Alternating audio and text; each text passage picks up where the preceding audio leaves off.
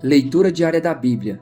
Hoje, dia 22 de maio de 2024, iremos ler os capítulos 7, 8 e 9 de 2 Crônicas. A dedicação do templo, capítulo 7. Assim que Salomão acabou de orar, desceu fogo do céu e consumiu o holocausto e os sacrifícios, e a glória do Senhor encheu o templo.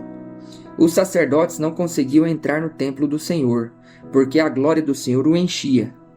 Quando todos os israelitas viram o fogo descendo e a glória do Senhor sobre o templo, ajoelharam-se no pavimento com o rosto em terra, adoraram e deram graças ao Senhor, dizendo: Ele é bom, o seu amor dura para sempre. Então o rei e todo Israel ofereceram sacrifícios ao Senhor. O rei Salomão ofereceu em sacrifício 22.000 bois e 120.000 ovelhas. Assim o rei e todo o povo fizeram a dedicação do templo de Deus. Os sacerdotes tomaram seus lugares, bem como os levitas, como os instrumentos musicais do Senhor feitos pelo rei Davi, para louvar o Senhor, cantando: O seu amor dura para sempre. No outro lado, de frente para os levitas, os sacerdotes tocavam suas cornetas. Todo o povo estava em pé.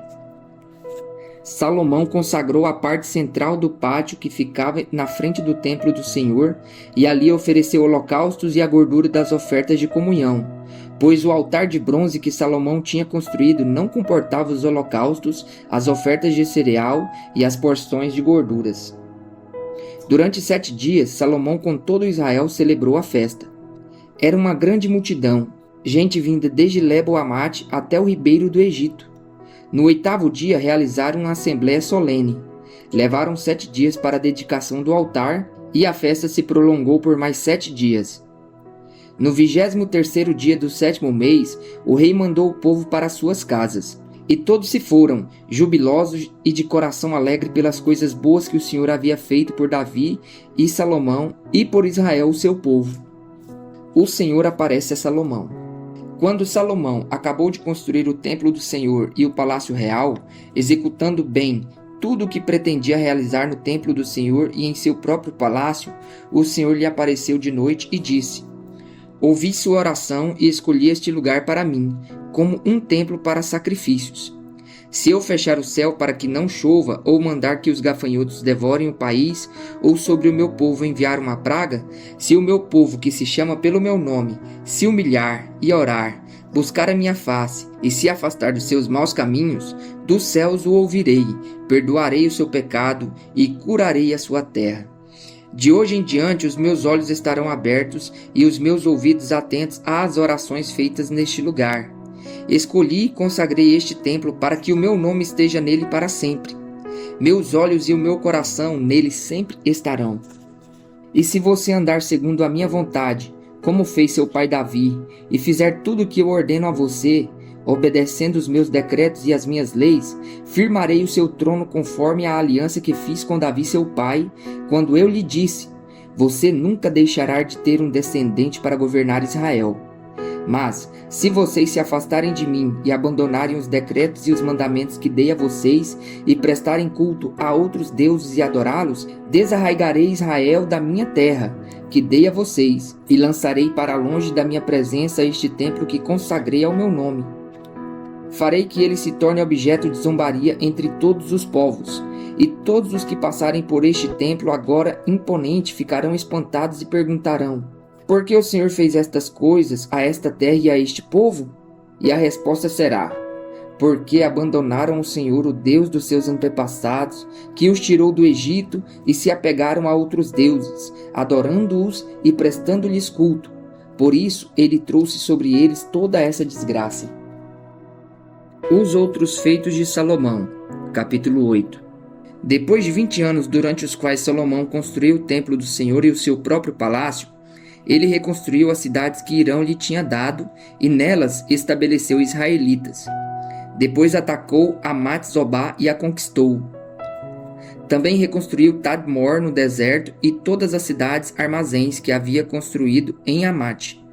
Reconstruiu Bet-Horon Alta e Bet-Horon Baixa, cidades fortificadas com muros, portas e trancas, e também Balaate e todas as cidades armazéns que possuía e todas as cidades onde ficavam os seus carros e os seus cavalos.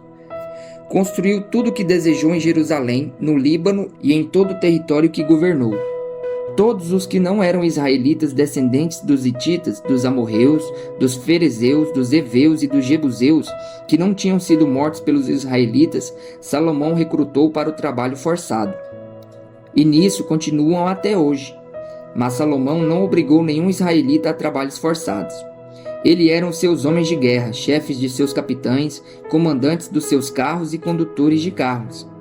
Também eram israelitas os principais oficiais do rei Salomão, 250 oficiais que supervisionavam os trabalhadores. Salomão levou a filha do faraó da cidade de Davi para o palácio que ele havia construído para ela, pois dissera: minha mulher não deve morar no palácio de Davi, rei de Israel, pois os lugares onde entrou a arca do Senhor são sagrados. Sobre o altar do Senhor, que havia construído diante do pórtico, Salomão passou a sacrificar holocaustos ao Senhor, conforme as determinações de Moisés acerca das ofertas diárias e dos sábados, das luas novas e das 3 festas anuais, a festa dos pães sem fermento, a festa das semanas e a festa das cabanas. De acordo com a ordem de seu pai Davi, designou os grupos dos sacerdotes para suas tarefas e os levitas para conduzirem o louvor e ajudarem os sacerdotes, conforme as determinações diárias. Também designou por divisões os porteiros das várias portas, conforme o que Davi, homem de Deus, tinha ordenado. Todas as ordens dadas pelo rei aos sacerdotes e aos levitas, inclusive as ordens relativas aos tesouros, foram seguidas à risca. Todo o trabalho de Salomão foi executado desde o dia em que foram lançados os alicerces do templo do Senhor até seu término. Assim foi concluído o templo do Senhor. Depois Salomão foi a Ezion-Geber e a Elate, no litoral de Edom. E Irão enviou-lhe navios comandados por seus próprios marinheiros, homens que conheciam o mar. Eles navegaram com os marinheiros de Salomão até Ofir, e de lá trouxeram 15.750 quilos de ouro para o rei Salomão. A rainha de Sabá visita Salomão. Capítulo 9. A rainha de Sabá soube da fama de Salomão e foi a Jerusalém para pô-lo à prova com perguntas difíceis. Quando chegou, acompanhada de uma enorme caravana, com camelos carregados de especiarias, grande quantidade de ouro e pedras preciosas, foi até Salomão e lhe fez todas as perguntas que tinha em mente. Salomão respondeu a todas. Nenhuma lhe foi tão difícil que não pudesse responder. Vendo a sabedoria de Salomão, bem como o palácio que ele havia construído, o que era servido em sua mesa, o lugar de seus oficiais, os criados e os copeiros, todos uniformizados, e os holocaustos que ele fazia no templo do Senhor, ela ficou impressionada. Disse ela então ao rei: tudo o que ouvi em meu país acerca das tuas realizações e de tua sabedoria era verdade. Mas eu não acreditava no que dizia até ver com os meus próprios olhos. Na realidade, não me contaram nem a metade da grandeza da tua sabedoria. Tu ultrapassas em muito o que ouvi. Como devem ser felizes os homens da tua corte, que continuamente estão diante de ti e ouvem a tua sabedoria. Bendito seja o Senhor o teu Deus, que se agradou de ti e te colocou no trono dele para reinar pelo Senhor, pelo teu Deus. Por causa do amor do teu Deus para com Israel e do seu desejo de preservá-lo para sempre, ele te fez rei para manter a justiça e a retidão. E ela deu ao rei 4.200 quilos de ouro e grande quantidade de especiarias e de pedras preciosas. Nunca se viram tantas e tais especiarias como as que a rainha de Sabá deu ao rei Salomão. Os marinheiros de Irão e de Salomão trouxeram ouro de Ofir e também madeira de junípero e pedras preciosas. O rei utilizou a madeira para fazer a escadaria do templo do Senhor e do palácio real, além de harpas e liras para os músicos. Nunca se tinha visto algo semelhante em Judá. O rei Salomão deu à rainha de Sabá tudo o que ela desejou e pediu, muito mais do que ela lhe tinha trazido. Então ela e seus servos voltaram para o seu país. O esplendor do reino de Salomão. O peso do ouro que Salomão recebia anualmente era de 23.300 quilos, fora o que os mercadores e os comerciantes traziam. Também todos os reis da Arábia e os governadores do país traziam ouro e prata para Salomão. O rei Salomão fez 200 escudos grandes de ouro batido, utilizando 3,6 kg de ouro em cada um. Também fez 300 escudos pequenos de ouro batido, com 1,8 kg de ouro em cada um. e os colocou no palácio da floresta do Líbano. O rei mandou fazer ainda um grande trono de marfim revestido de ouro puro. O trono tinha 6 degraus e um estrado de ouro fixo nele. Nos 2 lados do assento havia braços, com um leão junto a cada braço. 12 leões ficavam nos 6 degraus, um de cada lado. Nada igual havia sido feito em nenhum outro reino. Todas as taças do rei Salomão eram de ouro, bem como todos os utensílios do palácio da floresta do Líbano. Não havia nada de prata, pois a prata quase não tinha valor nos dias de Salomão. O rei tinha uma frota de navios mercantes tripuladas por marinheiros do rei Irão. Cada 3 anos, a frota voltava trazendo ouro, prata, marfim, macacos e pavões. O rei Salomão era o mais rico e o mais sábio de todos os reis da terra. Estes pediam audiência a Salomão para ouvirem a sabedoria que Deus lhe tinha dado.